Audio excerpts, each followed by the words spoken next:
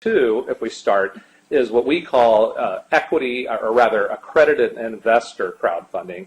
This is basically taking the old private placements that we've all done, where you handed the PPM to somebody and you made them sign something saying they were an accredited investor, and you made sure that thing said if you don't, you have to give this back to me if it's not, if you don't invest, and you can't share it with anybody, and it's all private and it's all behind closed doors.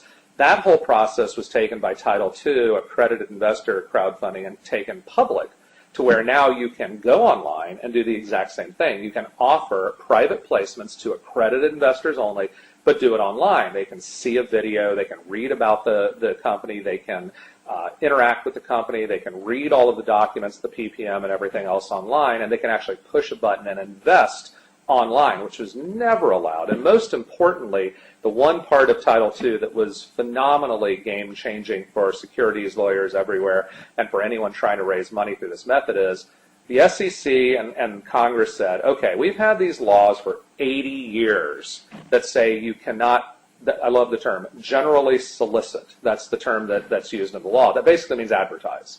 You can't advertise, generally solicit, or market these private placement offerings. For 80 years, you were not allowed to do that if you wanted to raise money from private folks. That's why you had to be behind closed doors and hand the PPM and have them sign things.